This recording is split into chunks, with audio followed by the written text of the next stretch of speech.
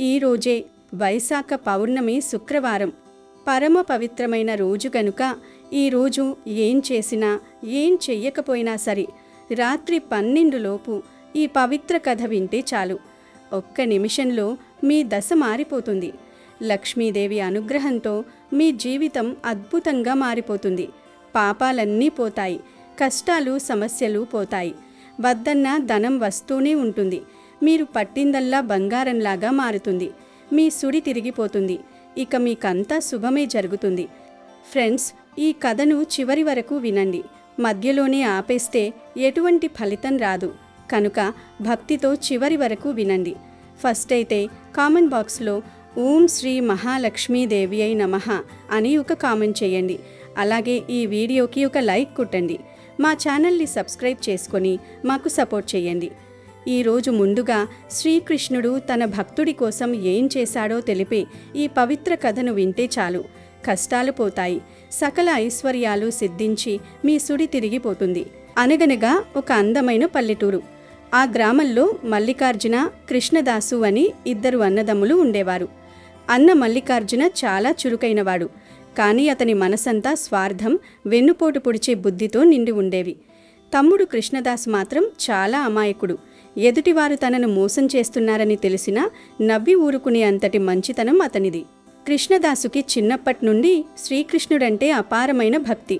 లోకమంతా ఆ కిట్టయ్యే చూసుకుంటాడని, తన కష్టాలన్నీ ఆ స్వామి తీరుస్తాడని గట్టిగా నమ్మేవాడు. వారి తండ్రి మరణించిన సమయంలో మల్లికార్జున తన తెలివితేటలతో ఆస్తిపత్రాలన్నీ తన పేరిట మార్పించుకుని తమ్ముడికి నయా పైసా కూడా ఇవ్వకుండా మోసం చేశాడు. కృష్ణదాసుకి ఒక చిన్న పాత ఇల్లు, అందులో ఒక కృష్ణుడి విగ్రహం తప్ప ఏమీ మిగల్లేదు. కృష్ణదాస భార్య సరస్వతి. ఆమె చాలా కష్టపడే మనిషి. కానీ నిత్యం పేదరికంతో పోరాడడం ఆమెకు విసుగు తెప్పించింది. ఒకరోజు ఉదయం కృష్ణదాసు తన పూజ గదిలో కృష్ణుడికి అభిషేకం చేస్తూ పారవశంలో ఉన్నాడు. అప్పుడు సరస్వతి అక్కడికి వచ్చి విసుగ్గా ఇలా అంది, ఏవండి, ఇవాళ మీ కిట్టయ్యకు నైవేద్యం పెట్టడానికి ఇంట్లో పిడికెడు బియ్యం కూడా లేవు. మీ పూజకు సమయమైంది అంటున్నారు, కానీ ఆ స్వామి మనకేమైనా పెడతాడా? రోజురోజుకు మన పరిస్థితి దిగజారిపోతుంది. మీరిలా భక్తిలో మునిగిపోతే రేపు మన పిల్లల పరిస్థితి ఏంటి? ₹1 సంపాదన లేదు, కడుపు నిండా తిండి లేదు. నాకేం చెయ్యాలో అస్సలు అర్థం కావడం లేదు అని అంది. సరస్వతి మాటలకు కృష్ణదాసు చిరునవ్వుతో, సరస్వతి, తొందరపడకు, దేనికైనా సమయం రావాలి. ఆ కిట్టయ్య మనల్ని కష్టపడుతున్నాడంటే మనకేదో నేర్పాలని అనుకుంటున్నాడు. ఆయన ఇష్టం లేందే ఈ లోకంలో గడ్డిపోచు కూడా కదలదు. అంతా ఆ స్వామే చూసుకుంటాడులే అని సమాధానమిచ్చాడు. కానీ సరస్వతి శాంతించలేదు. నేను మీలా ప్రశాంతంగా ఉండలేనండి. పిల్లలు పెరిగి పెద్దవాళ్ళవుతున్నారు. వారికొక భవిష్యత్తు ఇవ్వాలి కదా. మీరిప్పుడైనా మీ అన్నయ్య దగ్గరికి వెళ్ళి మనకు రావాల్సిన ఆస్తి వాటాను అడగండి. మీరు కనుక ఆస్తి అడగకపోతే నేను పిల్లల్ని తీసుకుని మా పుట్టింటికి వెళ్ళిపోతాను అని తెగేసి చెప్పింది. భార్య మాటలకు వేరే దారి లేక కృష్ణదాసు దిగులుగా తన అన్న మల్లికార్జున ఇంటికి వెళ్ళాడు. మల్లికార్జున తన విశాలమైన మేడ ముందు కూర్చుని దర్జాగా కాఫీ తాగుతున్నాడు. కృష్ణదాసును చూడగానే ఎగతాళిగా, ఏంట్రా కృష్ణదాసు, ఇలా వచ్చావు? 100-200 చిల్లర కావాలా ఏంటి? నా దగ్గరెందుకురా మొహమాటం, చెప్పు అన్నాడు. దానికి కృష్ణదాసు వినయంగా, అన్నయ్య, నేను చిల్లర డబ్బు కోసం రాలేదు. ఇంట్లో సరస్వతి గొడవ చేస్తోంది. పిల్లలు కూడా పెద్దవాళ్ళవుతున్నారు. నాన్నగారి ఆస్తిలో నాకు రావలసిన వాటా నాకు ఇచ్చేస్తే నేను ఏదైనా చిన్న పని చేసుకుని బతుకుతానన్నయ్యా అని అడిగాడు. ఆ మాట వినగానే మల్లికార్జున ముఖం కరుకుగా మారింది. ఆస్తా? నీకసలు బుద్ధి ఉందా? నాన్నగారు చనిపోయేటప్పుడు ఆస్తి మొత్తం నా పేరు మీద రాశారు. నువ్వేమో ఎప్పుడూ పూజలు పునస్కారాలు అంటూ తిరుగుతుంటావు. నీలాంటి వాడికి ఆస్తి ఇస్తే ఏం చేస్తావని నాన్నగారికి నమ్మకం లేదు. అందుకే అంతా నాకే ఇచ్చారు అని అబద్ధం చెప్పాడు. కృష్ణదాసు కళ్ళలో నీళ్లు తిరిగాయి. అన్నయ్య, నాన్నగారు చనిపోయినప్పుడు నేను చాలా చిన్నవాడిని. అప్పుడు లాయర్లు కూడా నాకు వాటా ఉందని చెప్పారు. కానీ నువ్వెప్పుడు ఇలా మాట్లాడుతున్నావు. నన్ను మోసం చెయ్యకు అన్నయ్య, పిల్లల కోసం అడుగుతున్నాను అని బతిమాలాడు. కానీ మల్లికార్జున కనికరించలేదు. నువ్వు ఎన్ని మాటలు చెప్పినా నేను ఆస్తి ఇవ్వను. ఎప్పుడూ ఆ కృష్ణుడి జపం చేస్తుంటావుగా. తల్లి తండ్రి అంతా ఆ కృష్ణుడే అంటావు కదా. వెళ్ళు, నీకు ఆస్తి కావాలంటే ఆ కృష్ణుణ్ణి అడుగు అంటూ హేళన చేస్తూ కృష్ణదాసును మెడపట్టుకుని బయటకు గెంటేశాడు. కృష్ణదాసు చాలా బాధతో ఇంటికి తిరిగి వచ్చాడు. సరస్వతికి జరిగిన విషయం చెప్పగానే ఆమె ఇంకా రెచ్చిపోయింది. ఇలా జరుగుతుందని నాకు ముందే తెలుసు. ఇదంతా మీ అమాయకత్వం వల్లే జరిగింది. మీ అన్నయ్య మిమ్మల్ని మోసం చేస్తుంటే మీరు చూస్తూ ఊరుకున్నారు. ఎప్పుడూ అనేవారుగా, ఆ కిట్టయ్య నాకు అన్యాయం చెయ్యడు అని. ఇంతకంటే అన్యాయం ఇంకేముంటుంది అని కృష్ణదాసును నిందించింది. ఆ మాటలతో కృష్ణదాసు మనసు ముక్కలైపోయింది. భార్య నిందలు, అన్నయ్య అవమానం భరించలేక అతను ఊరి చివర ఉన్న పాత శ్రీకృష్ణుడి గుడికి వెళ్ళాడు. అక్కడ విగ్రహం ముందు సాష్టాంగ నమస్కారం చేసి ఏడుస్తూ ఇలా మొరపెట్టుకున్నాడు. ఏంటి కిట్టయ్యా ఇది? నా అన్నయ్య ఇంతగా నన్ను మోసం చేస్తాడని నేను అనుకోలేదు. పైగా నీపై నాకున్న భక్తిని అవమానించాడు. నా భార్య కూడా నా భక్తిని తక్కువ చేసి చూస్తోంది. నాకు ఏ ఆస్తి అక్కర్లేదు స్వామి, కానీ నీ భక్తుడు ఒంటరివాడు కాదని, నువ్వు ఎప్పుడూ తోడుంటావని ఈ లోకానికి నిరూపించు స్వామి అని వేడుకున్నాడు. కృష్ణదాసు ఆర్తిగా వేడుకోవడంతో ఆ గుడిలో ఒక్కసారిగా దివ్యమైన వెలుగు నిండింది. విగ్రహం నుండి మధురమైన గొంతు వినిపించింది. కృష్ణదాసు, బాధపడకు. నీ భక్తులను నేను ఎప్పుడూ మర్చిపోను. నీ అన్నయ్య నీకు ఆస్తి ఇవ్వకపోతే ఏంటి? నేనున్నాను కదా. నీకు తండ్రి లాంటి వాడిని నేను. ఇదిగో ఈ బంగారు ఆవును తీసుకో. ఈ ఆవుకు ఎలాంటి ఆహారం పెట్టక్కర్లేదు. ఇది రోజుకు ఎన్ని లీటర్ల పాలైనా ఇస్తుంది. అంతేకాదు, ప్రతి శనివారం రాత్రి ఒక కుండ నిండా బంగారు నాణాలను కూడా ఇస్తుంది. ఈ ఆవు నీ పాలిట కామధేనువు. దీన్ని జాగ్రత్తగా కాపాడుకో అని శ్రీకృష్ణుడు చెప్పాడు. కృష్ణదాసు కళ్ళు తెరిచి చూసేసరికి ఎదురుగా బంగారు వర్ణంలో మెరిసిపోతున్న ఒక అద్భుతమైన ఆవు ఉంది. కృష్ణదాసు ఆనందానికి అవధులు లేవు. ఆ ఆవును తీసుకొని ఇంటికి వెళ్ళాడు. సరస్వతి, చూడు, మన కిట్టయ్య మన కోసం ఏమిచ్చాడు అని అరిచాడు. సరస్వతి బయటకు వచ్చి, ఈ ఆవు ఎక్కడిదండి? ఇప్పటికీ మనకే తిండి లేదు. మళ్ళీ ఈ ఆవును ఎవరు సాకాలి అని విసుక్కుంది. కృష్ణదాసు నవ్వి, సరస్వతి, ఇది మామూలు ఆవు కాదు, మన కృష్ణుడిచ్చిన ప్రసాదం. దీని రంగు చూడు ఎలా ఉందో అన్నాడు. అప్పుడు గమనించిన సరస్వతి ఆశ్చర్యపోయింది. ఆ ఆవు శరీరం బంగారంలా మెరుస్తోంది. మరుసటి రోజు కృష్ణదాసు ఆ ఆవుకు పూజ చేసి పాలు తీశాడు. ఆశ్చర్యకరంగా ఆ ఆవు ఏకంగా 50 లీటర్ల చిక్కటి పాలను ఇచ్చింది. కృష్ణదాసు ఆ పాలను ఊర్లోని వారందరికీ అమ్మడం మొదలుపెట్టాడు. ఆ పాలు చాలా చిక్కగా, రుచిగా, ఆరోగ్యకరంగా ఉండటంతో ఊరి జనం అందరూ కృష్ణదాసు వద్దే పాలు కొనడం మొదలుపెట్టారు. అలా కేవలం నెల రోజుల్లోనే కృష్ణదాసు పరిస్థితి మారిపోయింది. అతను మంచి ఇల్లు కట్టుకున్నాడు. సరస్వతికి నగలు చేయించాడు. అప్పుడు శనివారం రానే వచ్చింది.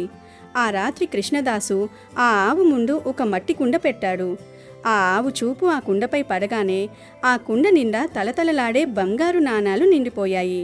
కృష్ణదాసు దంపతులు ఆ కృష్ణుడికి వేల నమస్కారాలు చేసుకున్నారు. మెల్లగా ఈ వార్త మల్లికార్జున చెవిన పడింది. ఒక్క నెలలో కృష్ణదాసు అంతటి లక్షాధికారి ఎలా అయ్యాడు? కేవలం పాలు అమ్మితే అంత డబ్బు రాదు. దీని వెనుక ఏదో రహస్యముంది అని అనుమానించాడు. ఒక శనివారం రాత్రి మల్లికార్జున దొంగచాటుగా కృష్ణదాసు ఇంటి పెరట్లోకి వచ్చాడు. అక్కడ కృష్ణదాసు, సరస్వతి కలిసి ఆ బంగారు ఆవుకు పూజ చేయటం, ఆ ఆవు కుండ నిండా బంగారు నాణాలను ఇవ్వటం చూసి మల్లికార్జున కళ్ళు బైర్లు కమ్మాయి. అమ్మో, ఈ ఆవు సాధారణమైంది కాదు. ఇది ఉంటే నేను ప్రపంచంలోనే గొప్ప ధనవంతుణ్ణైపోతాను. ఎలాగైనా దీన్ని సొంతం చేసుకోవాలి అని నిర్ణయించుకున్నాడు. కృష్ణదాసు దంపతులు నిద్రపోయిన తర్వాత మల్లికార్జున రహస్యంగా ఆ ఆవును తన ఇంటికి తోలికెళ్ళిపోయాడు. మల్లికార్జున తన ఇంటికి వెళ్ళాక ఆవును చూస్తూ, ఇదిగో ఆవు, నాకు బంగారం ఇవ్వు అని అడిగాడు. కానీ ఆ ఆవు ఏమీ ఇవ్వలేదు. మల్లికార్జున ఎంత బతిమాలినా, ఎంత గర్జించినా ఆ ఆవు నుండి బంగారం రాలేదు. దీంతో అతనికి కోపం వచ్చింది. ఈ ఆవు రోజుకు ఒక్కసారే బంగారం ఇస్తుందేమో, ఒకవేళ దీన్ని చంపేస్తే లోపల ఉన్న బంగారం అంతా నాకే దక్కుతుంది అనే మూర్ఖపు ఆలోచన చేశాడు. ఒక పెద్ద కత్తి తీసుకుని ఆవుపై దాడి చేయడానికి సిద్ధమయ్యాడు. ఇంతలో కృష్ణదాసు ఆవు గిత్తెల గుర్తులను వెంబడిస్తూ మల్లికార్జున ఇంటికి చేరుకున్నాడు. అన్నయ్య, ఏం చేస్తున్నావు? అది మూగజీవి, దాన్ని చంపకు అని అరిచాడు. కానీ మల్లికార్జున కళ్ళు అప్పటికే అత్యాశతో నిండిపోయాయి. దూరంగా ఉండు కృష్ణదాసు, అడ్డొస్తే నిన్ను కూడా చంపేస్తాను. ఈ ఆవు లోపల ఉన్న బంగారమంతా నాదే అని అరిచాడు. కృష్ణదాసు ఏడుస్తూ, కృష్ణయ్య, నా ఆవును కాపాడు స్వామి, ఒక మూర్ఖుడి అత్యాశ వల్ల ఈ మూగజీవి ప్రాణం పోతోంది, నీవే దిక్కు స్వామి అని వేడుకున్నాడు. అప్పుడు ఆకాశంలో మెరుపులు మెరిశాయి. సాక్షాత్తు శ్రీకృష్ణుడు తన చతుర్భుజాలతో అక్కడ ప్రత్యక్షమయ్యాడు. మల్లికార్జున, ఎంతటి మూర్ఖుడివి నువ్వు! నీ సొంత తమ్ముణ్ణి మోసం చేశావు. ఇప్పుడు బంగారం కోసం ఒక మూగజీవిని, సాక్షాత్తు నా ప్రసాదాన్ని చంపాలనుకుంటున్నావా? అత్యాశకు అంతముండాలి అని గర్జించాడు. శ్రీకృష్ణుడు తన సుదర్శన చక్రాన్ని ప్రయోగించగా అది మల్లికార్జునను సంహరించింది. పాపాత్ముడైన మల్లికార్జునుడు తన పాపాలకు తగిన శిక్ష అనుభవించాడు. శ్రీకృష్ణుడు కృష్ణదాసును దీవిస్తూ, కృష్ణదాసు, నీ భక్తి నన్ను మెప్పించింది. ఇకపై నీకు ఎటువంటి కష్టాలు ఉండవు. ఈ ఆవును సురక్షితంగా ఇంటికి తీసుకెళ్ళు, లోకానికి నీ మంచితనాన్ని చాటు అని చెప్పి మాయమైపోయాడు. కృష్ణదాసు ఆ బంగారు ఆవుతో సురక్షితంగా ఇంటికి చేరుకున్నాడు. ఆ తర్వాత అతను తన ఆస్తితో ఊరిలో ఎన్నో ధర్మకార్యాలు చేశాడు. దేవునిపై నిశ్చలమైన భక్తి ఉంటే ఎంతటి కష్టమైనా తీరిపోతుందని, మోసం చేసేవారికి ఎప్పటికైనా శిక్ష తప్పదని ఈ కథ మనకు బోధిస్తుంది. ఈ పౌర్ణమి శుక్రవారంతో కలిసి వచ్చింది గనుక ఈరోజు లక్ష్మీదేవి తన భక్తుడి పడవను ఎందుకెక్కిందో తెలిపే ఈ పవిత్ర కథను వింటే చాలు. లక్ష్మీదేవి అనుగ్రహంతో అష్ట ఐశ్వర్యాలు సిద్ధిస్తాయి, మీకు తిరుగుండదు. అనగనగా సువర్ణరేఖ అనే ఒక నిర్మలమైన నది ఒడ్డున కనకాపురం అనే ఒక చిన్న పల్లెటూరు ఉండేది. ఆ గ్రామం ఒకప్పుడు పాడి పంటలతో కళకళలాడే జనాలతో ఎంతో వైభవంగా ఉండేది.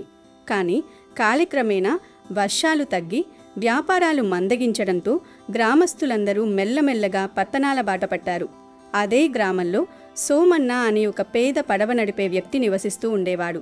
సోమన్నకు తన భార్య రత్నమ్మ అంటే ఎంతో ప్రాణం. కానీ రత్నమ్మకు మాత్రం తమ పేదరికం అంటే ఎప్పుడూ అసహనంగానే ఉండేది. సోమన్న తెల్లవారుజామునే లేచి తన పాత పడవను తీసుకుని నది వద్దకు వెళ్ళి అటునుంచి ఇటునుంచి అటు ప్రయాణికులను చేరవేస్తూ వచ్చే కొద్దిపాటి ఆదాయంతో కుటుంబాన్ని పోషించేవాడు.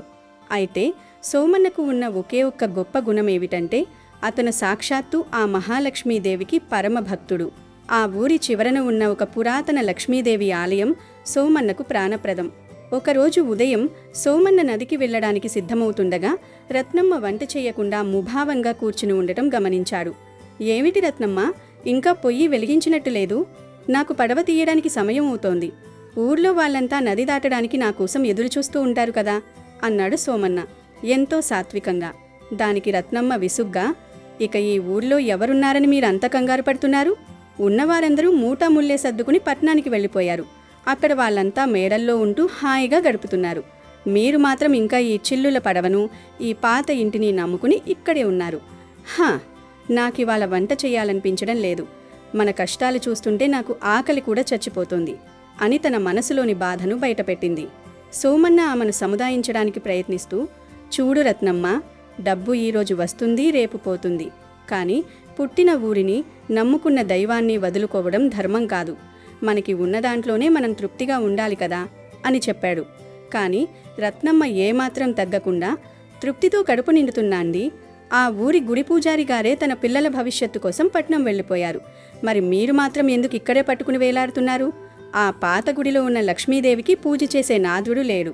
మీరు కూడా వెళ్ళిపోతే ఆ గుడికి తాళం పడుతుంది. అయినా ఎవరికోసం మీరు ఈ త్యాగం చేస్తున్నారు? పట్నంలో అయితే మీకు ఏదో ఒక పని దొరుకుతుంది, మన పరిస్థితి మారుతుంది అని గట్టిగా వాదించింది. అప్పుడు సోమన్న ఎంతో గంభీరంగా, రత్నమ్మ, లోకమంతా అమ్మవారిని వదిలేసి వెళ్ళిపోవచ్చు, కానీ నేను వెళ్ళలేను.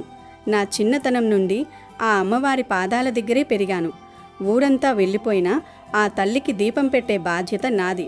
ఆమెను అనాథగా వదిలేసి నేను సుఖాల కోసం వెళ్ళలేను. నీకు వెళ్ళాలని ఉంటే వెళ్ళు, నేను మాత్రం ఈ నదిని, ఆ తల్లిని వదిలి రాను అని చెప్పి అక్కడి నుండి నేరుగా గుడికి బయలుదేరాడు. గుడికి వెళ్లిన సోమన్న అక్కడ పిచ్చి ముక్కలను తొలగించి గుడి ప్రాంగణాన్ని శుభ్రం చేశాడు. గర్భాలయంలో ఉన్న లక్ష్మీదేవి విగ్రహాన్ని పవిత్రమైన నదీ జలంతో కడిగి తన దగ్గర ఉన్న ఒక్క చిల్లిగవ్వతో కొన్న అరటి పండును నైవేద్యంగా పెట్టాడు. అమ్మా, లోకమాతవు నీవు. నీకు పెట్టడానికి నా దగ్గర రాజభోగాలు లేవు. కానీ నా భక్తిని మాత్రం తక్కువ చేయకు తల్లి. నా భార్య పడుతున్న బాధను చూసి నా మనసు వికలమవుతోంది. కానీ నిన్ను వదిలి రాను. నా ప్రాణం ఉన్నంత వరకు నీకు ధూపదీప నైవేద్యాలు సమర్పిస్తూనే ఉంటాను అని వేడుకుని తన పడవ వద్దకు వెళ్ళాడు. నది ఒడ్డున కూర్చుని సోమన్న ప్రయాణికుల కోసం ఎదురుచూస్తున్నాడు. కానీ ఊరంతా ఖాళీ అవ్వడంతో పడవ ఎక్కేవాళ్లే కరువయ్యారు. ఒకప్పుడు నది ఒడ్డున జాతరలా ఉండేది. ఇప్పుడంతా నిశ్శబ్దంగా మారిపోయింది. సోమన్న కళ్ళలో నీళ్లు తిరుగుతుండగా అకస్మాత్తుగా ఒక వింత సంఘటన జరిగింది. ఎక్కడి నుంచొచ్చిందో తెలియదు కానీ ఒక వృద్ధురాలు కానీ ఎంతో తేజస్సుతో ఉన్న ఒక స్త్రీ అక్కడికి వచ్చింది. ఆమె వేలికి బంగారు ఉంగరాలు, ఒంటి నిండా పట్టు వస్త్రాలు ఉన్నాయి. ఆమెను చూడగానే ఒక రకమైన సానుకూల శక్తి ఆ పరిసరాల్లో నిండిపోయింది. ఆమె సోమన్న దగ్గరకు వచ్చి, నాయనా, నన్ను అవతలి ఒడ్డుకు చేరుస్తావా? నాకు చాలా అత్యవసరమైన పని ఉంది అని అడిగింది. సోమన్న వెంటనే లేచి, తప్పకుండా అమ్మగారు, రండి కూర్చోండి అని ఆమెను పడవలోకి ఆహ్వానించాడు.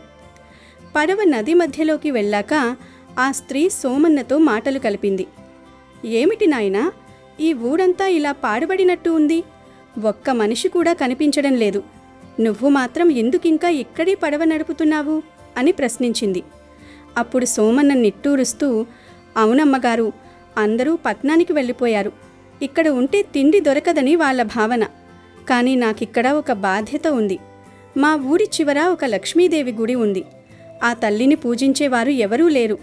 నేను కూడా వెళ్ళిపోతే ఆ తల్లికి ధూపం వేసేవాళ్ళు కూడా ఉండరు.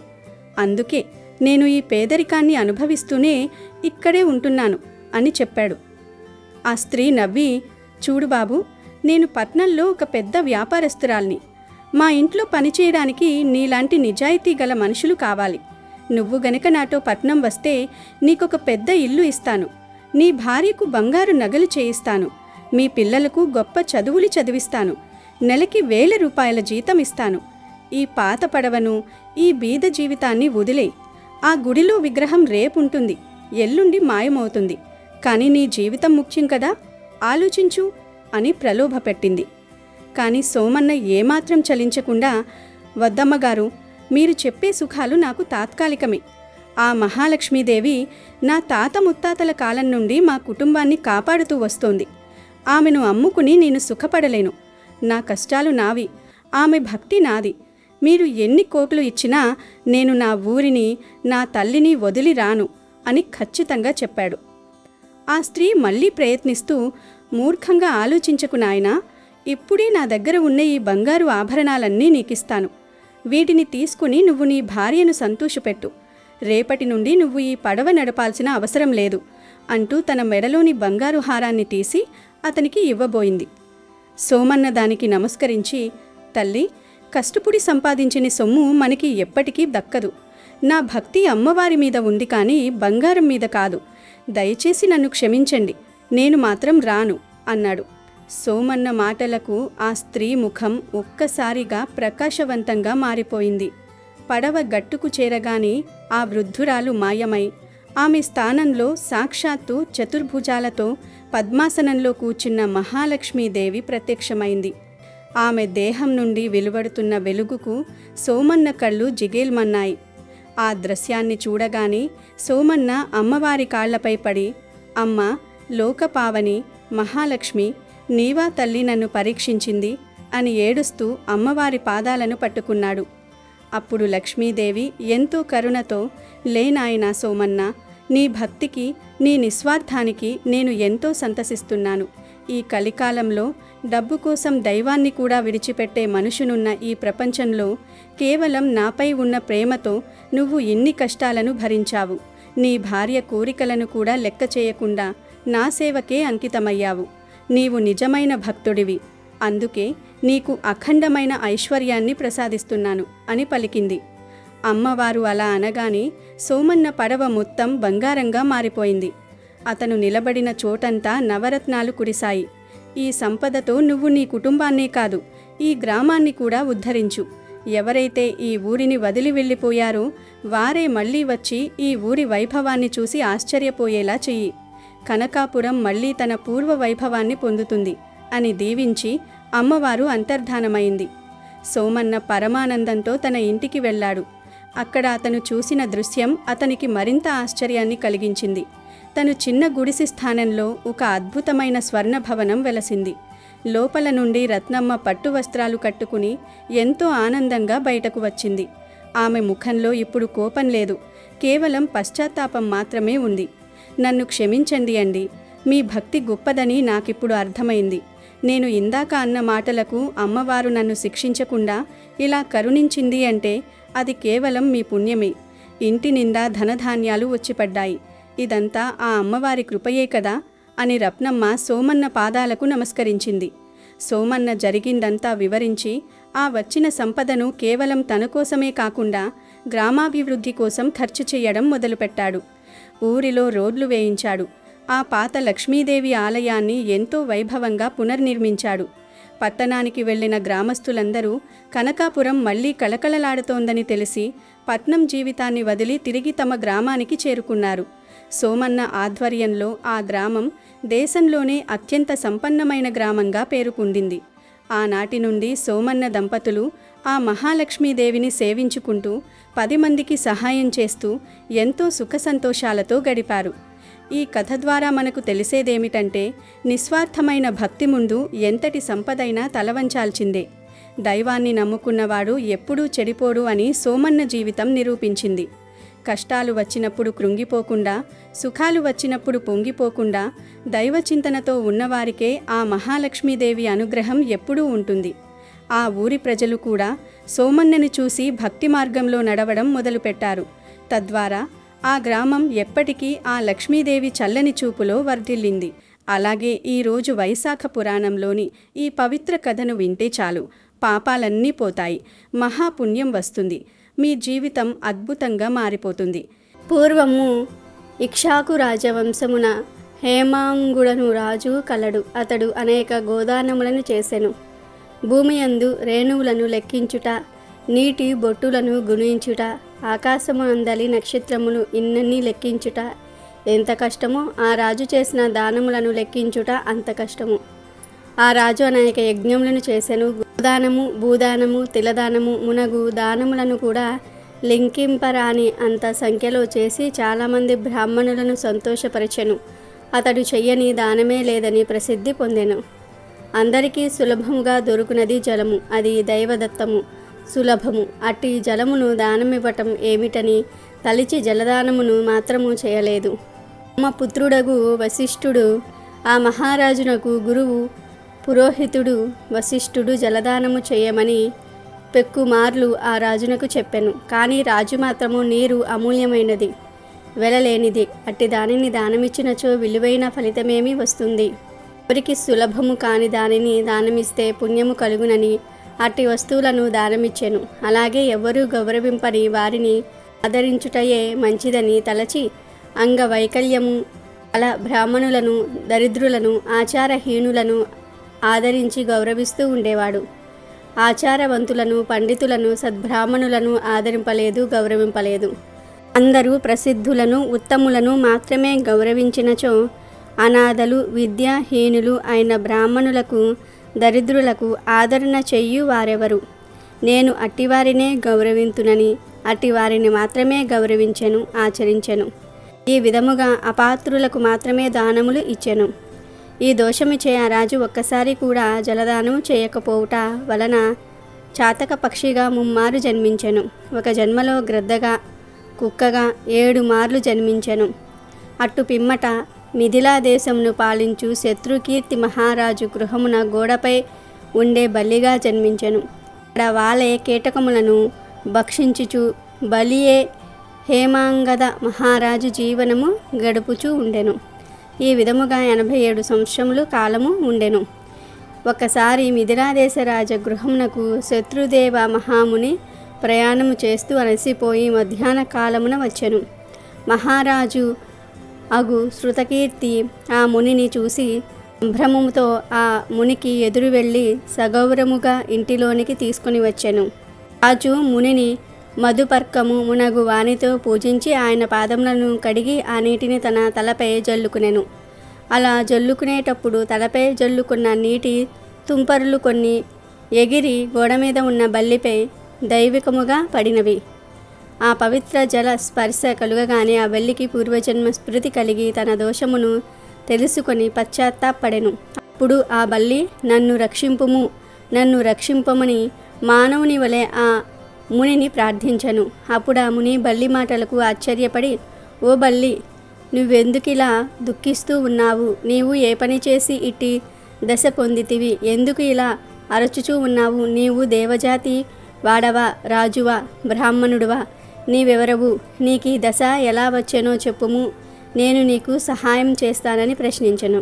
బుద్ధదేవుని మాటలను విన్న బల్లి రూపమున ఉన్న హేమాంగత మహారాజు, మహాత్మా, నేను ఇక్ష్వాకు కులమున జన్మించిన హేమాంగతుడను అనే ప్రభువును, వేదశాస్త్ర విశారదుడను, భూమి అందలి రేణువులెన్ని ఉండెనో, నీటి అందు జల బిందువులు ఎన్ని ఉండెనో, ఆకాశమున ఎన్ని నక్షత్రములు ఉండెనో, అన్ని గోవులను అసంఖ్యాకముగా దానమిచ్చి తిని, అన్ని యజ్ఞములను చేసి తిని, చెరువులు మునగు వాలిని త్రవ్వించి తిని, సర్వ విధములగు దానములను చేసి తిని, ధర్మముగా రాజ్యమును పరిపాలించి తిని.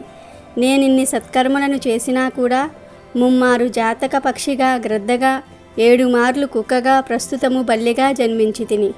మహారాజు గారు మీ పాదములను కడిగిన పవిత్ర జలమును తనపై జల్లుకొనుటూ ఉండగా కొన్ని నీటి తుంపరులు నాపై పడి నాకు పూర్వజన్మ స్మృతి కలిగినది.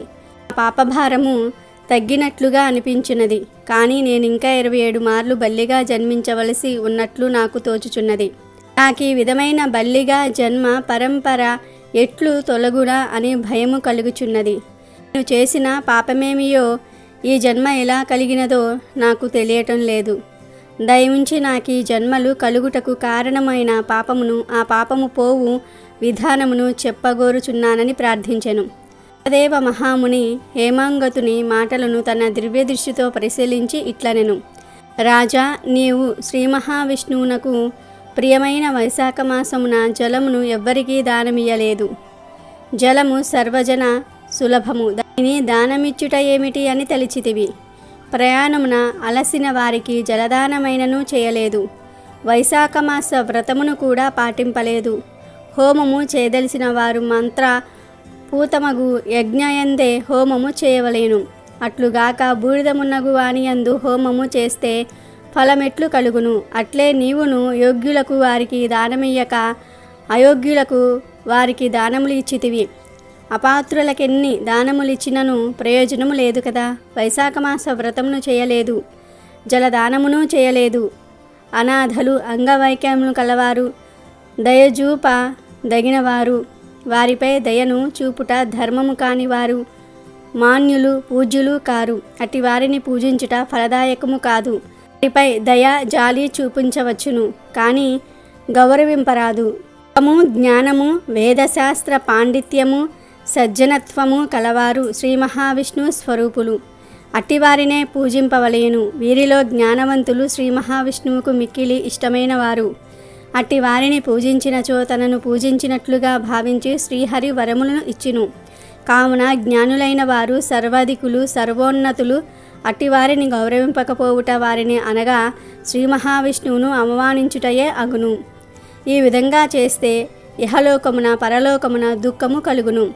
మానవుడు పురుషార్థములను సాధించాలంటే జ్ఞానుల సేవ, వారిని గౌరవించుట ముఖ్య కారణము.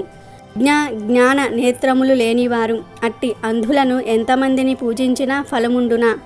గ్రుడ్డివానికేమి కనిపించును? అతడేమి చెప్పగలడు? కావున జ్ఞానహీనులైన వారి ఎంతమందిని ఎంత పూజించినను, వారిని సేవించినను అవి నిష్ఫలములు, నిష్ప్రయోజనములు. అంతేగాక కష్టములను, దుఃఖములను కలిగించును. పురుషార్థములగు ధర్మార్థ కామ మోక్షములు ఎట్లు సిద్ధించును? తీర్థములు కేవల జలములు కావు, దేవతలు శిలారూపములు కారు. చిరకాలము తీర్థ స్నానము సేవ చేసినచో, శిలారూపమున ఉన్న దైవమును చిరకాలము పూజించినచో వారి అనుగ్రహము కలుగును. కానీ జ్ఞానులగు సజ్జనులను దర్శించినంతనే వారు ప్రసన్నులగుదురు, ఇష్టఫల ప్రాప్తిని కలిగించుదురు. కావున జ్ఞానులగు వారిని సేవించినచో, వారి ఉపదేశములను పాటించినచో విషాదముండదు, ఇష్టప్రాప్తిచే సంతోషము కలుగును. అమృతమును సేవించినచో జన్మ, మృత్యువు, ముసలితనము మునగు వాని వలన బాధ ఉండనట్లే జ్ఞానుల సేవ వలన జన్మ, మృత్యువు, ముసలితనము మునగు వాని వలన బాధ ఉండదు, అమృతత్వ సిద్ధి కలుగును. హేమాంగద మహారాజా, నీవు వైశాఖమాస వ్రతమును ఆచరింపలేదు, జలదానము చేయలేదు, జ్ఞానులగు వారిని సేవింపలేదు, కావున నీకిట్టి దుర్గతి కలిగినది. ఈ వైశాఖమాస వ్రతమును ఆచరించి నేను సంపాదించిన పుణ్యమును కొంత నీకిత్తును. దీని వలన దుర్దశ శాంతించుటకై భవిష్యత్ వర్తమాన కాలములలోని నీ పాపములను వాని ఫలములను పోగొట్టుకొని విజయము పొందగలవు అని పలికి శృతదేవ మహాముని నీటిని స్మరించి బల్లి రూపమునున్న హేమాంగత మహారాజునకు తాను చేసిన వైశాఖమాస వ్రతములోని కొన్ని దినముల పుణ్యమును ధారపోసెను. ఆ పుణ్యమును పొందినంతనే హేమాంగత మహారాజు బల్లి రూపమును విడిచి దివ్య రూపమును పొందెను. ఆయన శృతకీర్తి మహారాజునకు శృతదేవ మహామునికి నమస్కరించెను. వారి అనుజ్ఞతో శ్రీహరి పంపిన దివ్య విమానము ఎక్కి పుణ్యలోకములకు పోయెను. దేవతలందరూ హేమాంగతుడి అదృష్టమును మెచ్చిరి. హేమాంగతుడు పుణ్యలోకమున 10,000 సంవత్సరములు ఉండెను. దివ్యలోక భోగములను అనుభవించెను. అట్టు పిమ్మత ఇక్ష్వాకు కులమున కాకుచ్చ మహారాజుగా జన్మించెను. 7 ద్వీపముల భూమిని సజ్జనులు జ్ఞానులు మెచ్చునట్లుగా పరిపాలించెను. శ్రీ మహావిష్ణువు అంశను పొంది ఇంద్రునికి స్నేహితుడై ఉండెను. కులగురువునకు వశిష్ఠ మహాముని ఉపదేశమును పాటించెను. వైశాఖమాస వ్రతమును సంపూర్ణముగా ఆచరించెను. అందు చేయవలసిన దాన ధర్మములనన్నిటినీ శ్రద్ధాభక్తులతో భక్తి పూర్వకముగా చేసెను. సర్వ పాపములను పోగొట్టుకునెను. దివ్య జ్ఞానము పొందెను. శ్రీ మహావిష్ణువు సాయుధ్యము పొందెను.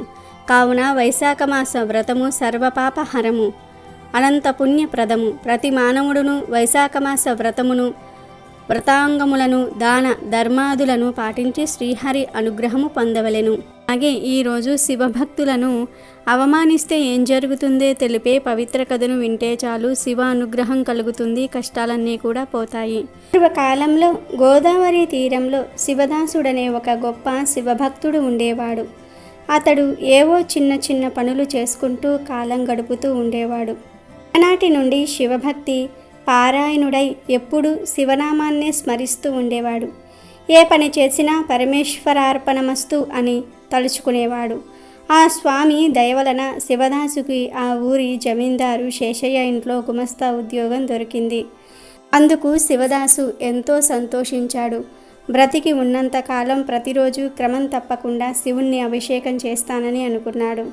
ఆ ప్రకారం ఆనాటి నుండి ప్రతిరోజు ఉదయమే లేచి శుభ్రంగా స్నానం చేసి తన ఇంట్లోని శివలింగానికి స్వచ్ఛమైన జలంతో అభిషేకం చేయటం ప్రారంభించాడు. శివదాసు తనకు ఎన్ని పనులు ఉన్నా అభిషేకం మాత్రం మరిచేవాడు కాదు. ఎప్పుడైనా పనుల వలన రాత్రి నిద్రపోవటం ఆలస్యమైన తెల్లవారుజామునే లేచి తప్పక అభిషేకం చెయ్యందే కాలు బయట పెట్టేవాడు కాదు. శరీరంలో ఎప్పుడైనా కొంచెం నలతగా ఉన్నా ఏమాత్రం లెక్క చేసేవాడు కూడా కాదు. అన్నిటికీ ఆ పరమేశ్వరుడే ఉన్నాడు అనేవాడు. శివదాసు అంచలంచల భక్తికి ఆ పరమేశ్వరుడు ఎంతో సంతోషపడి అతడి జీవితం సాఫీగా సాగిపోయేలాగా అనుగ్రహించాడు. రోజులు ఇలా జరుగుతూ ఉండగా ఒకనాటి రాత్రి పెద్ద గాలివాన వచ్చింది. రాత్రంతా కుంభవృష్టి కురుస్తూనే ఉంది. ఉదయానికి కూడా తగ్గలేదు. శివదాసు ఆ వర్షాన్ని కూడా లెక్క చేయకుండా కోనేటికి వెళ్ళి స్వచ్ఛమైన నీరు తీసుకువచ్చి శివుడికి అభిషేకం చేసి ఆ తర్వాత నెమ్మదిగా జమీందారు ఇంటికి చేరుకున్నాడు. వర్షం జోరుగా పడుతూ ఉండటంతో కొంచెం ఆలస్యమైంది. లేటుగా వచ్చిన శివదాసును చూస్తూనే జమీందారు గారు గట్టిగా అరుస్తూ, ఏరా, ఎందుకింత ఆలస్యమైంది? ఒకరోజు అభిషేకం చేయకపోతే మీ శివుడు ఊరుకోడా అంటూ నానా మాటలు అన్నాడు. ఆ మాటలకు శివదాసు ఎంతో బాధపడ్డాడు. జమీందారు ఈ విధంగా శివదాసును ఎన్నో దుర్భాషలాడటం గమనించిన పరమేశ్వరుడికి ఎంతో కోపం వచ్చింది. పరమశివుడు ఎంతటి భక్త వత్సలుడంటే తన భక్తులను ఎవరైనా సరే పల్లెత్తి మాట అన్నారంటే ఊరుకోడు. ప్రతినిత్యం తననే తలుస్తూ నిత్యం అభిషేకం నిర్వహించే శివదాసును ఆ విధంగా అన్నందుకు జమీందారుపై పరమేశ్వరునికి తీవ్ర ఆగ్రహం కలిగింది. ఆ విధంగా ఆ మహాశివుని ఆగ్రహానికి లోనైన జమీందారుకు మరునాడే తీవ్రమైన పక్షవాతం వచ్చి మాట పడిపోయింది. 2 రోజులకు కాళ్ళు చేతులు కూడా పడిపోయి మంచం పడ్డాడు. కొద్ది కాలానికి అతని ఐశ్వర్యం అంతా కూడా హరించింది. ఇలా ఎందుకు జరిగిందో అతడికి అర్థం కాలేదు. ఒకనాడు ఆ ఊరికి ఒక సాధువు వచ్చాడు. ఆ సాధువు ఎన్నో మహిమలు గలవాడని, జబ్బునైనా సరే నయం చేయగలడని జనం చెప్పుకున్నారు. జమీందారు భార్య ఆ సాధువును కలిసి ప్రాధేయపడితే అతడు దయతలచి జమీందారును చూడడానికి ఇంటికి వచ్చాడు. ఒక్కసారి కన్నులు మూసుకొని ధ్యానం చేసి జమీందారుతో ఇలా అన్నాడు: నాయనా, నీవు కొంతకాలం క్రితం నీ వద్ద పనిచేసే శివదాసును అనవసరంగా దూషించావు. పరమేశ్వరునికి ఎంతో ప్రియభక్తుడైన అతడిని ఆ విధంగా దూషించటం వలన ఆ స్వామి ఆగ్రహానికి లోనయ్యావు. అందువలనే ఈ అనర్థాలన్నీ జరిగాయి అని చెప్పి జమీందారు భార్య వైపు తిరిగి, అమ్మా, ఆ శివదాసును రేపే మీ ఇంటికి పిలిచి అతని కాళ్ళు కడిగి పూజించమని అన్నాడు. అప్పుడు పరమశివుడు సంతోషిస్తాడని, మీ బాధలన్నీ కూడా తొలగిపోతాయని చెప్పాడు. ఆ మరుసటి నాడే శివదాసును జమీందారు దంపతులిద్దరూ కూడా వారింటికి పిలిచి తమ తప్పును మన్నించమని వేడుకున్నారు. అతడి కాళ్ళు కడిగి ఆ నీటిని ఆ దంపతులిద్దరూ కూడా తలపై చల్లుకున్నారు. అంతే, జమీందారు అనారోగ్యం ఒక్కసారిగా మాయమైపోయింది. సంపూర్ణ ఆరోగ్యంతో లేచి నిల్చున్నారు. ఆ దంపతులిద్దరూ కూడా ఎంతో సంతోషపడి శివదాసుకు నమస్కరించి ఆ పరమేశ్వరుని ఎన్నో విధాలా స్తుతించారు. జమీందారు అటు తర్వాత గొప్ప శివభక్తుడై ప్రతినిత్యము పరమేశ్వరునికి అభిషేకం చేస్తూ కాలం గడిపాడు. ఆ ఊరిలో చక్కటి శివాలయాన్ని నిర్మించి జీవించి ఉన్నంతకాలం సుఖంగా జీవించి చివరన ముక్తిని పొందాడు. పూర్వం సోమగిరి అనే ఒక అందమైన గ్రామం ఉండేది. ఆ గ్రామంలో రుద్రయ్య అనే ఒక పేరు మోసిన ధనవంతుడుండేవాడు. రుద్రయ్యకు ఆస్తిపాస్తులకు ఏమాత్రం కొదవలేదు. ఎటు చూసినా పచ్చని పొలాలు, ఊరి చివరన పెద్ద మేడ, దేనికి లోటులేని జీవితం. కానీ అతని మనసు మాత్రం ఎప్పుడూ సంపాదన చుట్టూనే తిరుగుతూ ఉండేది. డబ్బు లేనివాడు దునియాలో పనికిరాడు అనేది అతని సిద్ధాంతం. ఆ ధన వ్యామోహంలో పడి అతను మానవత్వాన్ని మరిచిపోయాడు. ఎవరైనా ఆకలి అని తన ఇంటి ముందుకు వస్తే వారికి పట్టెడన్నం పెట్టడం పక్కన పెడితే దారుణంగా విమర్శించి పంపించేవాడు. దానం అనే మాట అతని నిఘంటువులోనే లేదు. రుద్రయ్య భార్య పేరు గౌరి. ఆమె పేరుకు తగ్గట్టుగానే మహాసాధ్వి, పరమశివభక్తురాలు. ఆమెకు ఈశ్వర భక్తి అంటే ప్రాణం. వారిద్దరికీ మల్లిక అనే ఒక చిన్న కూతురుండేది. ఆ చిన్నారి మల్లిక కూడా తన తల్లిలాగే ఎంతో వినయ విధేయతలు కలిగి ఉండేది. గౌరి ప్రతిరోజు ఉదయాన్నే లేచి ఇంటిని శుద్ధి చేసి పరమేశ్వరునికి అభిషేకం చేసుకునేది.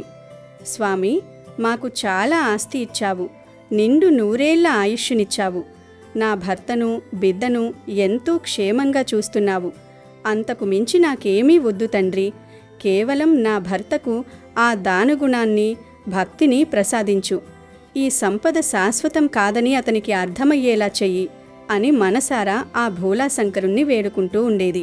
అలా ఉండగా ఒకరోజు రుద్రయ్య వ్యాపారంలో భారీ లాభాలను గడించి సంచి నిండా బంగారు నాణాలను పట్టుకుని ఇంటికి వస్తాడు. అతని ముఖంలో అహంకారం స్పష్టంగా కనిపిస్తుంది.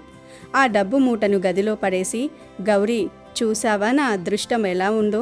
ఈ ఏడాది పంటలు పండిన తీరు చూస్తే నాకంటే గొప్పవాడు ఈ గ్రామంలోనే లేడనిపిస్తుంది. ఇంత ధనాన్ని ఎక్కడ దాచాలో కూడా నాకు అర్థం కావడం లేదు అని మురిసిపోతుంటాడు. గౌరీ ఆ డబ్బును చూసి సంబరపడలేదు సరే కదా. మెల్లగా భర్త దగ్గరకు వెళ్ళి, ఏవండి, ఇంత ధనం మన దగ్గర ఉంది కదా, వచ్చే శివరాత్రి నాడు మన ఊరిలోని శివాలయంలో ఒక 500 మందికి అన్నదానం చేద్దామండి, పేదవారికి బట్టలు పంచుదాం, పుణ్యం వస్తుంది అని విన్నవించింది.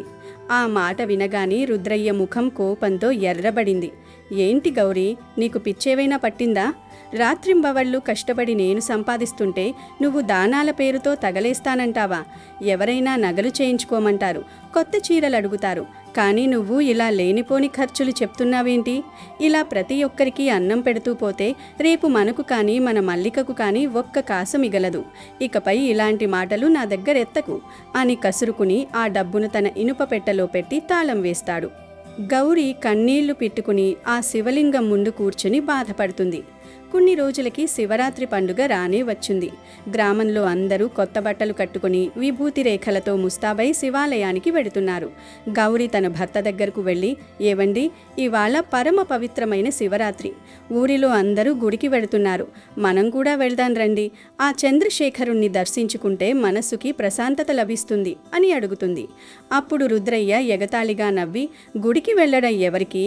చేతకాని వారికి, ఆత్మవిశ్వాసం లేని వారికి దేవుడి అవసరం ఉంటుంది. నాకు నా కష్టం మీద, నా తెలివితేటల మీద నమ్మకం ఉంది. నా దగ్గర సంపద ఉంది. నాకు ఏ దేవుడి సహాయం అక్కర్లేదు. అయినా ఆ రాతి విగ్రహానికి మొక్కితే ఏం వస్తుంది అని నిష్ఠూరంగా మాట్లాడతాడు. కానీ గౌరి పట్టుబడి బ్రతిమిలాడి చివరకు రుద్రయ్యను గుడికి ఒప్పిస్తుంది. రుద్రయ్య అయిష్టంగానే భార్యా బిడ్డలతో కలిసి శివాలయానికి వెళ్తాడు. రుద్రయ్య పెద్ద ధనవంతుడు కాబట్టి గుడిలో ఉన్న ధర్మకర్తలు, పూజారులు అతనికి ఎంతో గౌరవమిస్తారు. గర్భగుడిలో శివలింగాన్ని చూసి గౌరి పులకించిపోతుంది. మల్లిక కూడా భక్తితో నమస్కారం చేసుకుంటుంది. కానీ రుద్రయ్య మాత్రం చుట్టూ ఉన్న జనాన్ని చూస్తూ తన ఆడంబరాన్ని ప్రదర్శిస్తూ ఉంటాడు. దర్శనం ముగించుకుని గుడి బయటకు రాగానే ఒక ముసలి బిచ్చగాడు వాళ్లకు ఎదురుపడతాడు. అతని శరీరం శుష్కించిపోయి ఉంది. కళ్ళు లోతుకుపోయాయి. చిరిగిన బట్టలతో చాలా దీనంగా ఉన్నారు. రుద్రయ్యను చూడగానే ఆ ముసలివాడు, అయ్యా, ధర్మప్రభువులని మీ గురించి విన్నాను. 3 రోజుల నుండి ఆకలితో అల్లాడిపోతున్నాను. ఏదైనా కాస్త ధర్మం చేయండి బాబు, మీ పుణ్యం ఉంటుంది. నా ఆకలి తీర్చండి అని దీనంగా అర్థిస్తాడు.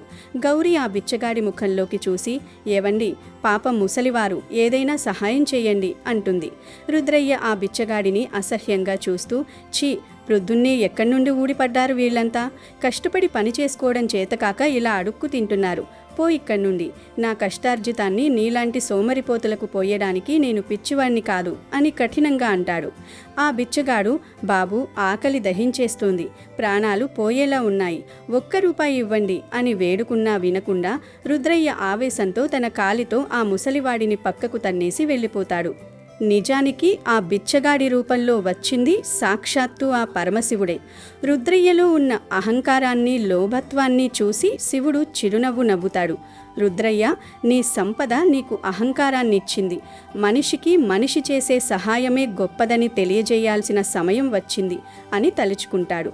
రుద్రయ్య ఇంటికి వెళ్ళి కుర్చీలో కూర్చుని విశ్రాంతి తీసుకుంటుండగా అతని పొలం దగ్గర పనిచేసే పాలేరు పరుగు పరుగున వస్తాడు. అయ్యగారు, అయ్యగారు, అనర్థం జరిగిపోయింది.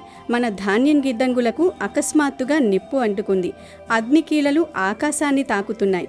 మన 25 ఎకరాల పంట, దాచి ఉంచిన ధాన్యమంతా బూడిదైపోయాయి అని ఏడుస్తూ చెప్తాడు. ఆ మాట వినగానే రుద్రయ్య గుండె ఆగినంత పని అవుతుంది. వెనువెంటనే తన గదిలోకి వెళ్ళి ఇనుప పెట్ట తెరిచి చూస్తాడు.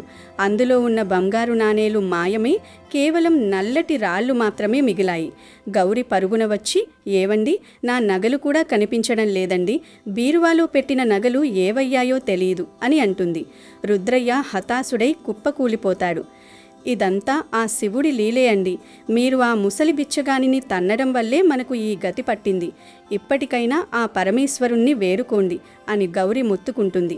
కానీ రుద్రయ్యలో మార్పు రాలేదు. లేదమ్మా, ఇదంతా ఎవరో దొంగలు చేసిన పని. ఆ బిచ్చగాడికి దీనికి సంబంధం లేదు. నేను మళ్ళీ సంపాదిస్తాను అని మొండిగా అంటాడు. మరుసటి రోజు ఉదయం మళ్ళీ అదే బిచ్చగాడు రుద్రయ్య ఇంటి ముందర నిలబడి, భవతి భిక్షాందేహి, అమ్మ, ఆకలిగా ఉంది, పట్టిరు అన్నం పెట్టండి అని అరుస్తాడు. రుద్రయ్యకు ఆ బిచ్చగాడిని చూడగానే ఒళ్ళు మండిపోతుంది. నువ్వు మళ్ళీ వచ్చావా? నీ వల్లే నాకు అపశకునం ఎదురైంది అంటూ పక్కనే ఉన్న ఒక కర్ర తీసుకుని ఆ బిచ్చగాడిని కొట్టడానికి వెళ్తాడు. ఆ బిచ్చగాడు మౌనంగా అక్కడి నుండి వెళ్ళిపోతాడు. రుద్రయ్య లోపలికి వెళ్ళి చూడగా వంటగదిలో ఉన్న బియ్యం, పప్పులు, పాలు అన్నీ మాయమైపోయి ఖాళీ పాత్రలు మాత్రమే ఉన్నాయి. ఇంట్లో తినడానికి ఒక్క మెతుకు కూడా మిగల్లేదు. ఆఖరికి మల్లిక ఆకలితో ఏడవడం మొదలు పెడుతుంది. 3 రోజులు గడిచాయి. రుద్రయ్య ఇంట్లో ఉన్న సంపదంతా పోయింది. తినడానికి అన్నం లేదు. అప్పుడు గౌరి భర్తతో, ఏవండి, భిక్ష అంటే కేవలం డబ్బివ్వడం కాదు, మనలో ఉన్న అహంకారాన్ని, పాపాన్ని దైవానికి సమర్పించడం. ఆనాడు ఆ బిచ్చగాడిని మీరు కాలుతో తన్నినప్పుడు మీ పుణ్యమంతా హరించుకుపోయింది. ఇప్పుడైనా నిజం తెలుసుకోండి. మనల్ని ఆ భోలాశంకరుడే పరీక్షిస్తున్నాడు అని హితవు చెప్తుంది. రుద్రయ్యకు మెల్లగా జ్ఞానోదయం కావడం మొదలవుతుంది. తన కుమార్తె ఆకలితో నకనకలాడడం చూసి అతని మనసు ద్రవిస్తుంది. ఇల్లంతా వెతికితే ఒక్క మూలన ఒక పండిన మారేడు పండు, బిల్వఫలం కనిపిస్తుంది. ఆ పండును పట్టుకుని రుద్రయ్య శివాలయానికి పరుగు తీస్తాడు. అక్కడ ఆ ముసలి బిచ్చగాడు ఒక చెట్టు కింద నీరసంగా కూర్చుని ఉంటాడు. రుద్రయ్య కళ్లల్లో నీళ్లతో అతని పాదాల మీద పడి, తండ్రి, నన్ను క్షమించండి. అహంకారంతో నేను మీకు ద్రోహం చేశాను. నా దగ్గర ఇప్పుడు మీకు ఇవ్వడానికి ఏమీ లేదు, ఈ మారేడు పండు తప్ప. దీన్ని స్వీకరించి నా పాపాన్ని క్షమించండి అని వేడుకుంటాడు.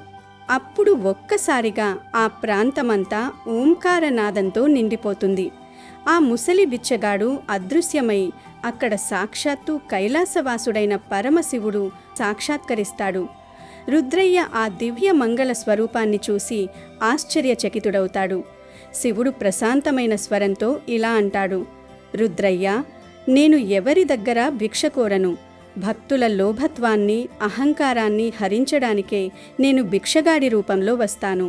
నీవు అర్పించిన ఈ ఫలం నీలోని మార్పుకు సంకేతం. సంపద అనేది ఒక నది లాంటిది. అది ఎప్పుడూ ప్రవహిస్తూ ఇతరులకు మేలు చెయ్యాలి. అది ఒకే చోట నిలిచిపోతే కలుషితమవుతుంది. నీకు నీ తప్పు తెలిసింది.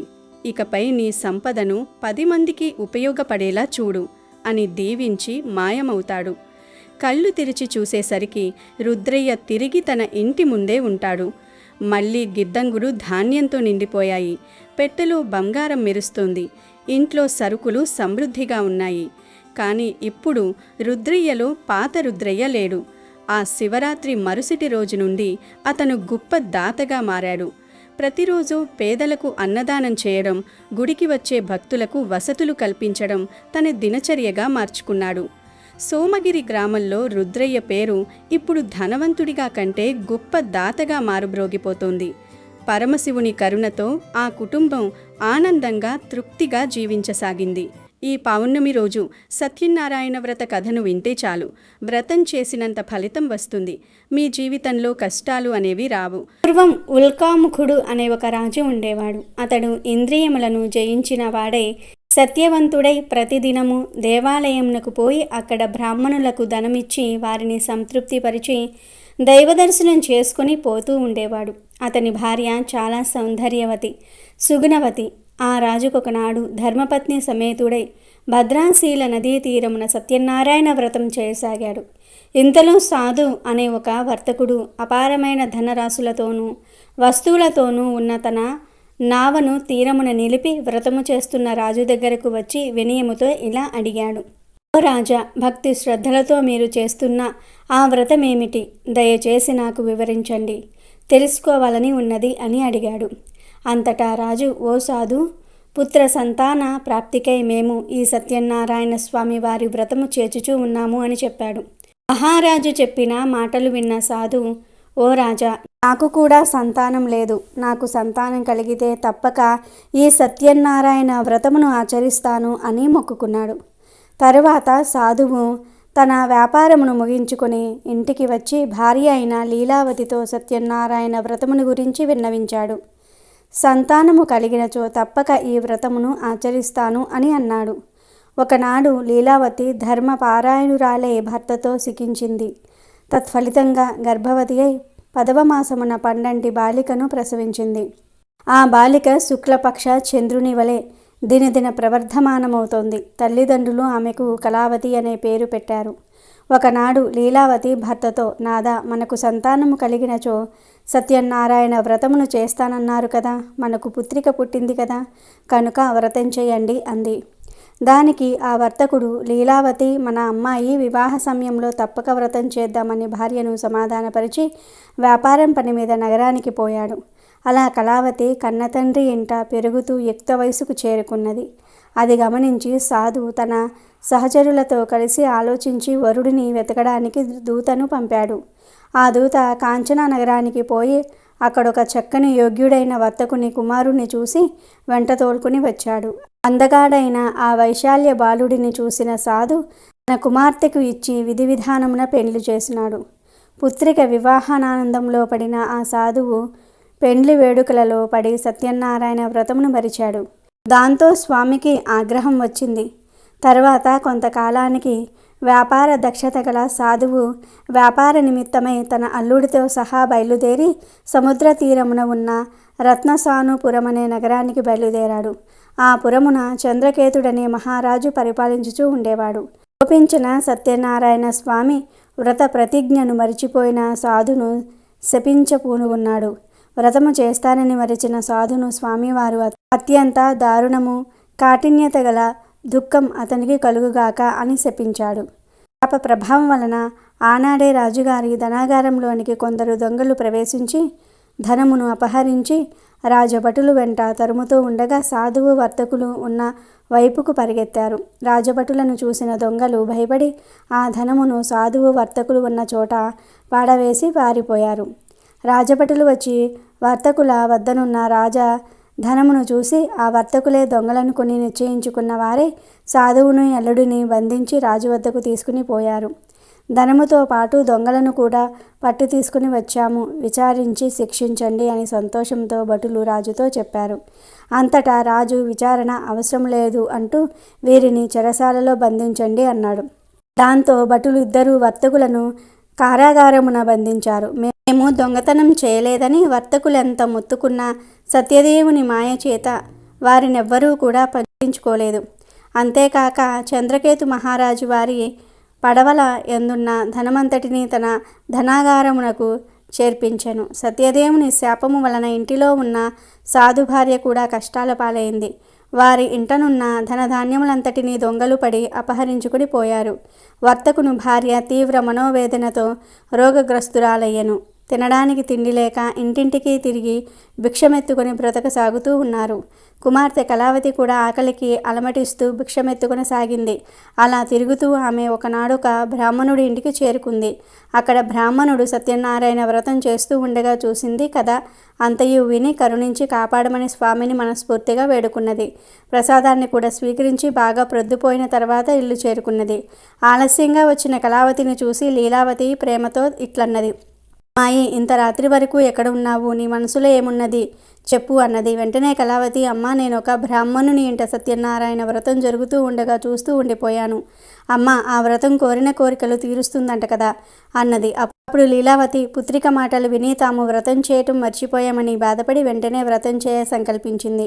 వర్తకుని భార్య అయిన లీలావతి బంధుమిత్రులతో కలిసి మిక్కిలి భక్తి శ్రద్ధలతో సత్యనారాయణ వ్రతం చేసి, స్వామి, మా అపరాధము మన్నించండి, మమ్మల్ని క్షమించి నా భర్త అల్లుడు సుఖముగా ఇల్లు చేరునట్లు దీవించండి అని ప్రార్థించింది.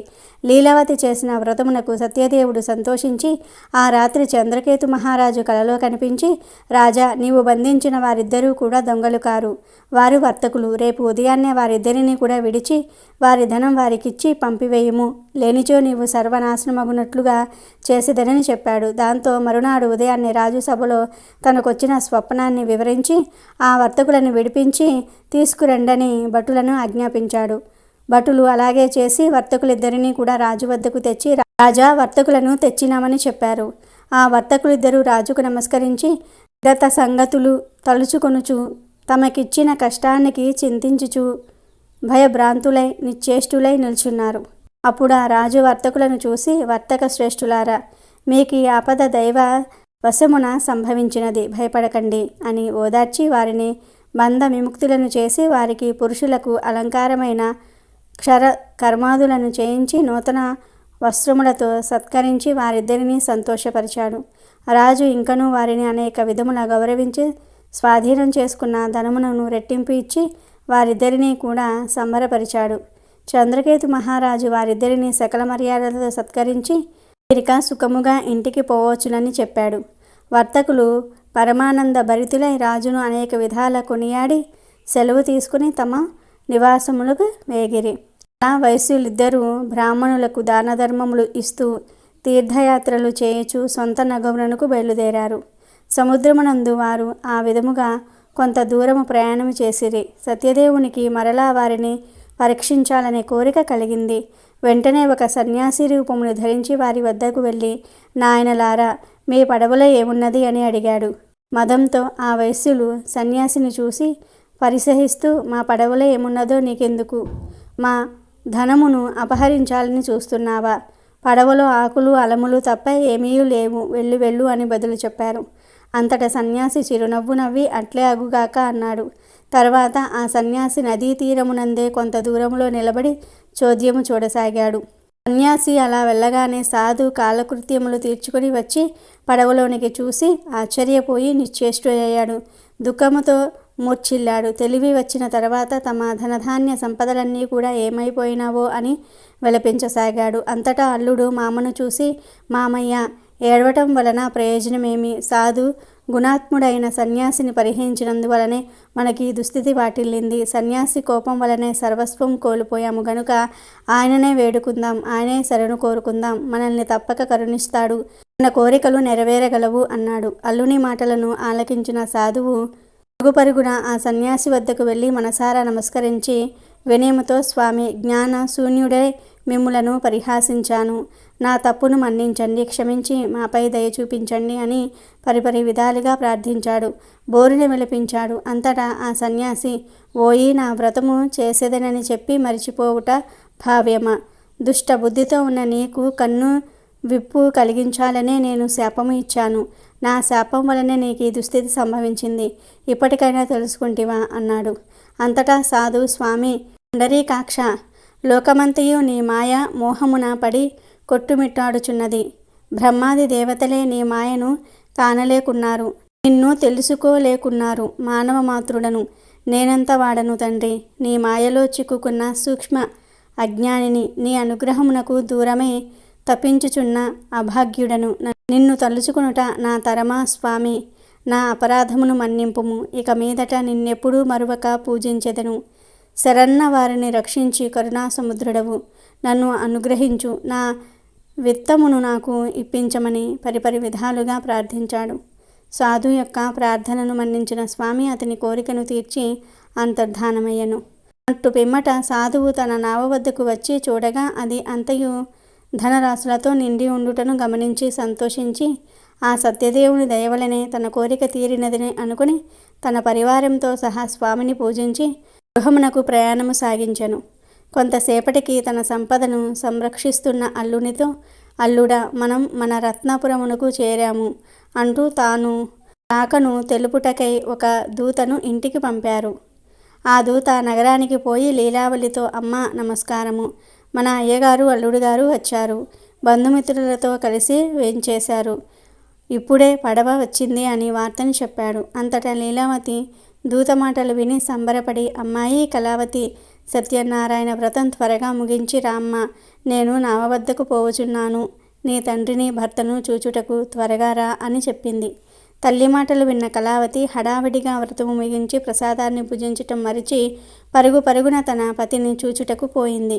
ప్రసాదాన్ని ఆరగించనందుకు సత్యదేవుడు కోపించి ధనమును సంరక్షిస్తున్న అల్లునితో సహా పడవ నీటిలో మునిగిపోయేటట్లుగా చేశాడు. అది చూసి ఒడ్డునున్న వారు ఆహాకారాలు చేశారు. లీలావతి, కళావతి మిక్కిలు దుఃఖించసాగారు. హఠాత్తుగా పడవ మునిగిపోవుటను చూసిన తల్లి నెత్తి నోరు బాదుకుంటూ విలపిస్తూ భర్తతో ఇట్లన్నది, ఏమండి, అల్లుడు అంత హఠాత్తుగా పడవతో సహా ఎట్లా మునిగిపోయాడు? ఇదంతా దేవుని మాయగాక ఈ మరేమిటి అంటూ దుఃఖపడసాగింది. కళావతి భర్త మునిగిపోయినందుకు పడిపడి ఏడవసాగింది. తన భర్త తన కళ్ళెదుటే మునిగిపోవుటను చూసిన కళావతి అతని పాదుకలను తీసుకొని వాటితో సహా సహగమనమును చేయడానికి సిద్ధపడింది. సాధువు ఇదంతా చూసి మిగుల దుఃఖించుచు ఆలోచించి ఇదంతా స్వామి మహిమే అయి ఉంటుందని ఊహించి శక్తి కొలది స్వామిని పూజించదేనని తలచి అందరితో పాటు స్వామిని వేడుకొనసాగాడు. అంతటా స్వామి సాధువును కరుణించి అదృశ్య రూపంలో ఉండి అతనితో ఇలా పలికాడు, పోయి నీ కుమార్తె భర్తను చూడాలనే తొందరలో నా ప్రసాదమును ఆరగించుట మరచినది. ఆమె మరలా ఇంటికి పోయి ప్రసాదమును భుజించి వచ్చినచో అంతయు సుఖమే జరుగునని చెప్పాడు. ఆకాశవాణి పలుకులు విన్న కళావతి వెంటనే ఇంటికి వెళ్ళి ప్రసాదాన్ని పుచ్చుకొని తప్పును మన్నించమని వేడుకొని సముద్ర తీరమునకు వచ్చెను. ఆశ్చర్యముగా తన భర్త నావతో సహా నీటిపై తేలియాడుట చూసి సంతోషపడింది. దాంతో అందరూ ఆనందించారు. అంతటా కళావతి తండ్రితో, తండ్రి, ఇక ఆలస్యమెందుకు, ఇంటికి పోవుదము రమ్ము అనెను. అంతటా సాధు అక్కడే అందరితో కలిసి సత్యనారాయణ వ్రతము చేసుకుని ఇంటికి పోయాడు. అట్టు పిమ్మట ఆ వైశ్యుడు తన జీవితాంతం కాలం వరకు ప్రతి పౌర్ణమి తిథి యందును రవి సంక్రమణ సమయమునందును సత్యనారాయణ స్వామి వారి వ్రతం చేస్తూ సర్వ సౌఖ్యములను పొంది అంత్యమున అమరలోకానికేగెను. వైశాఖ పౌర్ణమి రోజున గొడుగు నీటితో నిండిన కుండను దానం చేయాలని శాస్త్రాలు చెప్తూ ఉన్నాయి. మరి ఈ గొడుగు నీళ్లు దానం చేస్తే ఎలాంటి ఫలితం కలుగుతుందో తెలియాలంటే ఈ కథను ఖచ్చితంగా వినాలి. వంగదేశమున కుసేతు మహారాజు కుమారుడగు హేమకాంతుడు అనే రాజు కలడు. మహావీరుడగు అతడు ఒకప్పుడు వేటకు పోయెను. అతడు అడవిలో వారాహము మునగు జంతువులను వేటాడి అలసి అచ్చటనున్న మునుల ఆశ్రమముకు పోయాను. ఆ ఆశ్రమము శతర్చునులు అనే ఒక మునుల ఆశ్రమము. అచ్చట ఉన్న మునులు నిశ్చల మనస్కులై బాహ్య స్మృతి లేని తపోదీక్షలో ఉన్నారు. ఆ విషయము తెలియని రాజకుమారుడు వారిని పలు విధములుగా పలకరించినా వారు సమాధానమియ్యలేదు. దాంతో రాజు వారిని చంపబోయాను. ఆ మునులు తనను ఆదరింపలేదని రాజు కోపగించుకునెను. అప్పుడు ఆ మునుల శిష్యులు అక్కడకు వచ్చి రాజును వారించిరి. ఓ దుర్బుద్ధి, మా గురువులు తపోదీక్షలో ఉన్నారు. వారికి బాహ్య స్మృతి లేదు, కావున వారు నిన్ను చూడలేదు, గౌరవింపలేదు. ఇట్టి వారిపై కోపము కూడదని వారు పలికిరి. అప్పుడు సుకేతుని కుమారుడగు హేమకాంతుడు వారిని చూచి, గురువులు తపోదీక్షలో ఉన్నచో మీరు అలసిన నాకు ఆతిథ్యమును ఇవ్వండని అలసట వలన వచ్చిన కోపముతో పలికెను. అప్పుడు వారు రాజుతో, రా కుమార, మేము భిక్షాన్నమును తినువారము, మీకు ఆతిథ్యమిచ్చుటకు మా గురువుల ఆజ్ఞ లేదు. ఇట్టి మేము నీకు ఆతిథ్యము ఇయ్యజాలము అని చెప్పిరి. అప్పుడు హేమకాంతుడు, ప్రభువులమగు మేము క్రూర జంతువులు, దొంగలు మునగు వారి నుండి మిమ్మును రక్షించుచూ ఉన్నాము. మేమిచ్చిన అగ్రహారములు మునగు వానిని పొందియు మీరు మా ఎడల ఈ విధముగా ఉండరాదు. అసలైన మిమ్మల్ని చంపినా తప్పులేదు అని పలికి వారిపై బాణములను ప్రయోగించి కొంతమందిని చంపెను. మిగిలిన శిష్యులు భయముతో పారిపోయిరి. రాజభటులు ఆశ్రమంలోని వస్తువులను కొల్లగొట్టిరి, ఆశ్రమమును పాడు చేసిరి. పిమ్మట హేమాంగతుడు తన రాజ్యమునకు వెళ్ళిపోయెను. కేతువు తన కుమారుడు చేసినది తెలుసుకొని కోపగించుకునెను. నీవు రాజుగా ఉండదగిన వాడివి కాదని చెప్పి దేశము నుండి వెళ్ళగొట్టెను. హేమకాంతుడు తండ్రిచే పరిత్యక్తుడై దేశ బహిష్కరితుడై అడవులలో నివసించుచు కిరాతుడై జీవింపసాగెను.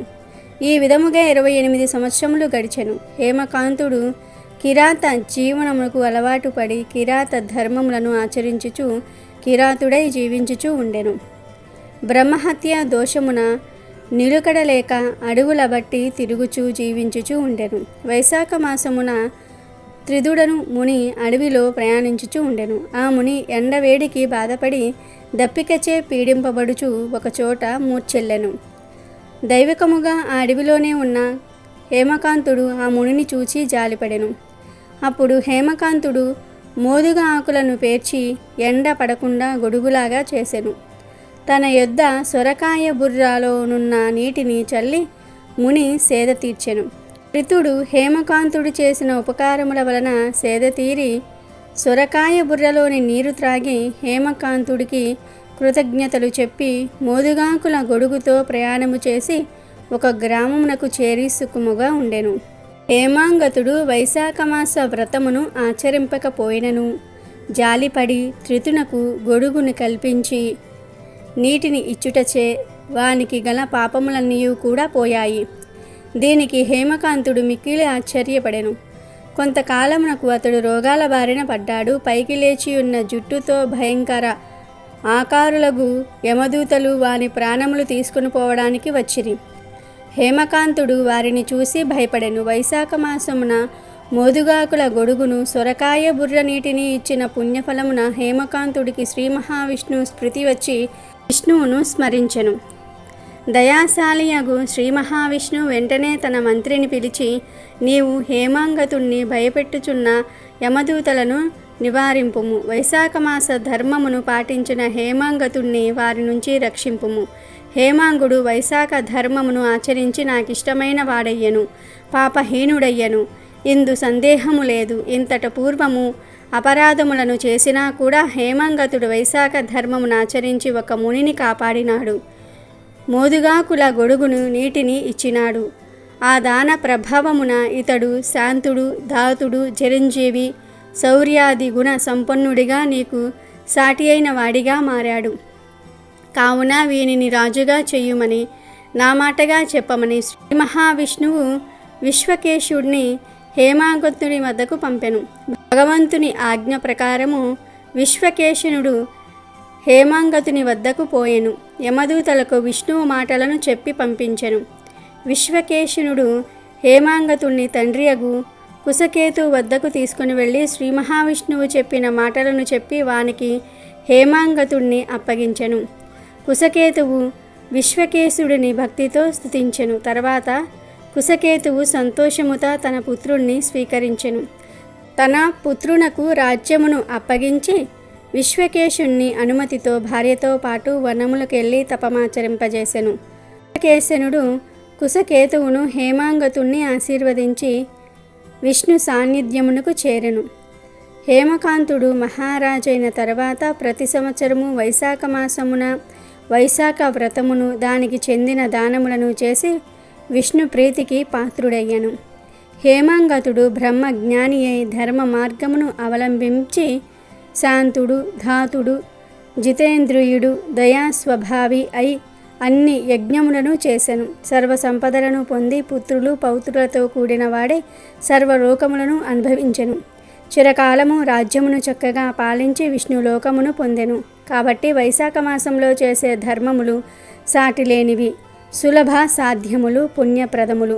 కాబట్టి ఈరోజు రాత్రి 12 లోపు ఈ కథను వింటే చాలు, ఒక్క నిమిషంలో మీ దశ మారిపోతుంది. లక్ష్మీదేవి అనుగ్రహంతో మీ జీవితం అద్భుతంగా మారిపోతుంది. పాపాలన్నీ పోతాయి, కష్టాలు సమస్యలు పోతాయి. వద్దన్న ధనం వస్తూనే ఉంటుంది.